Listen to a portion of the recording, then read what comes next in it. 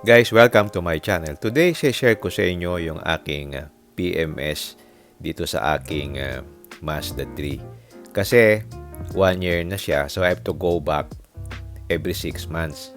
Kasi na-acquire ko ito last January. Ngayon is January again, so I have to go back. Every 6 months nga pala ang PMS ng Mazda.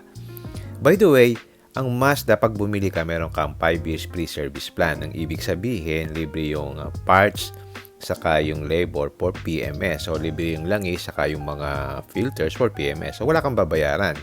Ang maganda dito, naka-schedule na kung kailan ka babalik. Yan, may mga specific date na kung kailan yung next PMS mo. It's 10,000 kilometers or 6 months, whichever comes first. So, yun ang maganda sa Mazda. Nakaplano na talaga ang iyong PMS. At saka, libre yun. Yun ang maganda, no? Free PMS ka for 5 years. So, halika. Samahan niyo ako kung paano yung procedure ng PMS dito sa Mazda.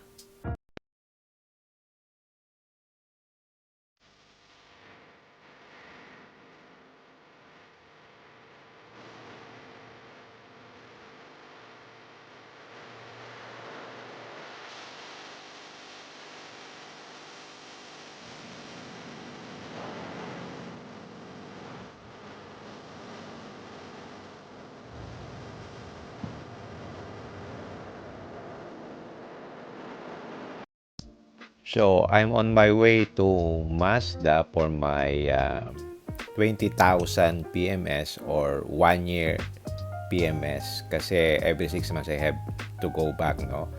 But for 1 year, natakbo ko lang about 4,900 kilometers. But nevertheless, it is scheduled for second PMS na equivalent to 20,000 kilometers. So, mag-change oil at saka palit yung mga filter saka general checkup. By the way, if you have a Mazda, iba talaga yung design view niya.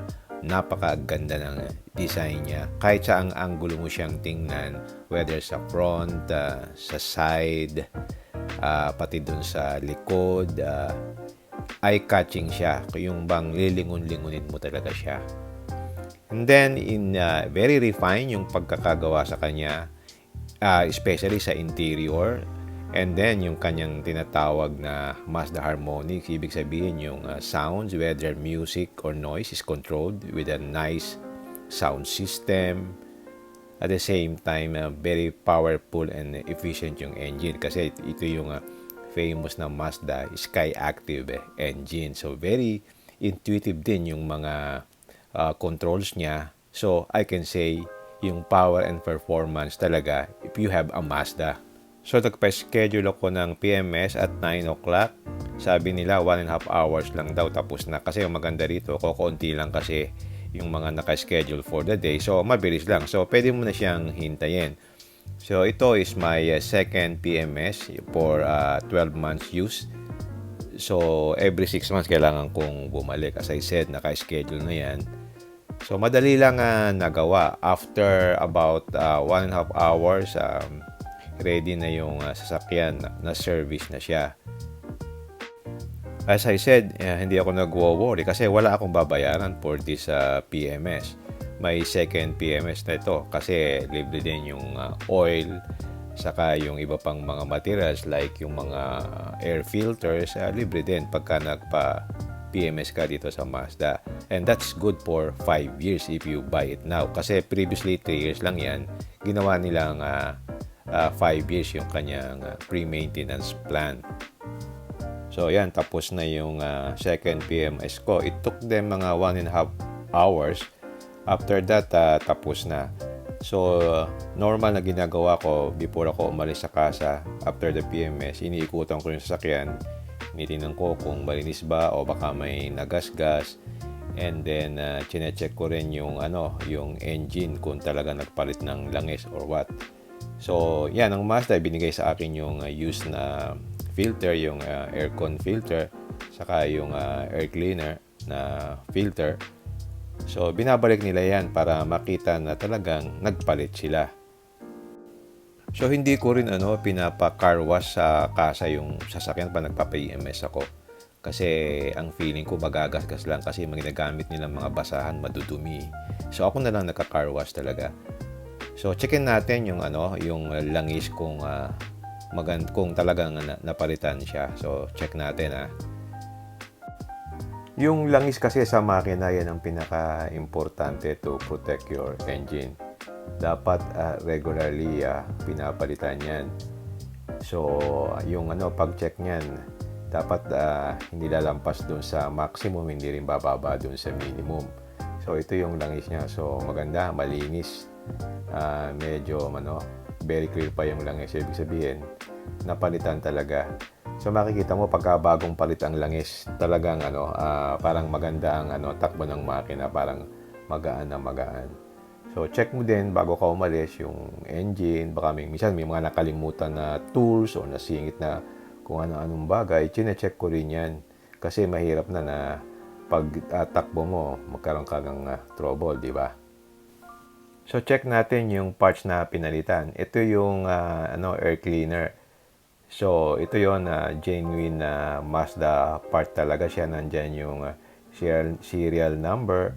So check natin. Ito yung air cleaner element. If you look at it, ang linis pa no? Konting-konti lang yung dumi or alikabok na nahigop niya. And ito is for 1 year use. So malinis na malinis pa. So despite that, pinalitan ni Mazda as part of the free PMS. Kung sa iba-iba hindi nila papalitan yan, sabihin hindi bubugahan lang ng compressed air. Pero dito pinalitan. Pero ang ganda pa nung quality. Ito naman yung aircon filter. Ito yung nandun sa loob, no. So original na made in Japan, nandyan yung box. So tingnan natin kung anong itsura niya, kung madumi talaga yung aircon filter. Ito medyo madumi ng konti pero hindi ganun kaitim. So okay pa rin, pero kailangan mo na ring palitan para mas mapangalagaan yung aircon mo, para yung mga dust hindi pumunta doon sa evaporator at saka maging efficient yung aircon system mo. Maganda rin na kinukuha mo yung mga pinagpalitan sa kasa para ma-check mo kung talagang may kinabit. So ikaw na yung mag-dispose. Magiging guide mo rin yung mga part number niya. Halimbawa kung out of warranty ka na kailangan mong bumili, meron ka ding guide kung ano yung mga genuine na parts. So check natin yung mga ginawa. Nandito yung mga list ng ginawa. Then meron siyang specific na for labor and parts, 2,000 plus saka yung 5,000 per parts. And ang total is about 7,142. Ang maganda dito, makita nyo yung amount payable, zero. So wala akong binayaran. Pero ang total cost niya ay 7,142. So zero payment kasi nga free maintenance siya, di ba? Ang maganda dito, may encourage ka na pumunta talaga kasi libre naman bakit hindi ka pupunta, di ba? So for your protection din yun. So maganda yung program na ito ng Mazda. So if you buy a Mazda, you have 5-year free maintenance. Alright, yun lang. Sinare ko lang yung Mazda experience ko. So if you like this video, don't forget to like, share, and subscribe.